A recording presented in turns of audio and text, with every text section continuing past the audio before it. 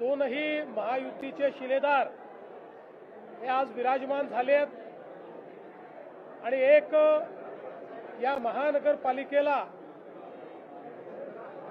लोकाभिमुख आणि पारदर्शी प्रशासन देण्याच्या बद्दल मी आणि शिंदे साहेबांनी जी लोकांना मतं मागितली होती आणि मुंबईच्या जनतेने जो प्रतिसाद दिला होता त्या प्रतिसादाला अनुरूप अशा प्रकारचं आज या ठिकाणी पदारोहण होत आहे। मी विशेषतः महापौर सौ रितू तावडे यांचं अभिनंदन करतो। एक अनुभवी आणि अस्सल मराठी चेहरा म्हणून त्यांच्याकडे बघितलं जातंय। त्यांनी मागच्या काळातही मुंबईकरांच्या प्रश्नांकरता नेहमीच आक्रमक अशा प्रकारची भूमिका घेतलेली आहे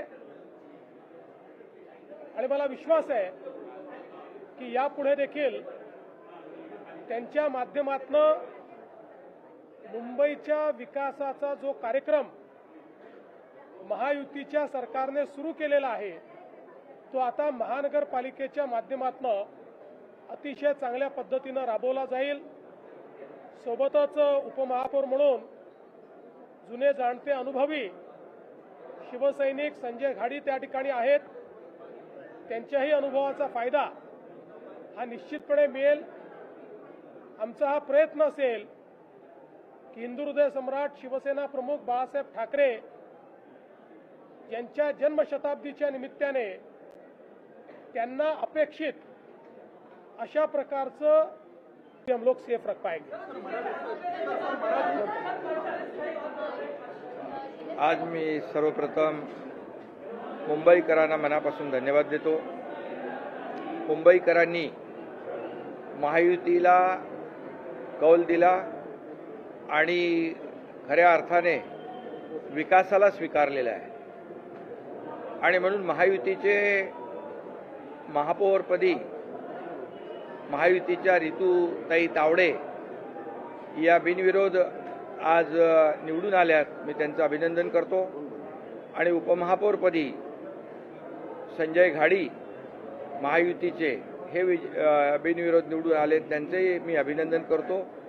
दोघंही अतिशय कार्यक्षम आणि अनुभवी महापौर उपमहापौर महायुतीने मुंबई महापालिकेला मुंबई शहराला दिलेले आहेत। खरं म्हणजे मुंबईमध्ये आमचं महायुतीचं सरकार आल्यानंतर मी 2.5 वर्ष काम केलं।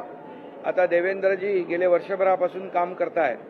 गेले 3.5 वर्षामध्ये ज्या मुंबईच्या विकासाला आम्ही चालना दिली महायुतीने, कामाची पोचपावती मुंबईकरांनी या ठिकाणी आम्हाला दिलेली आहे।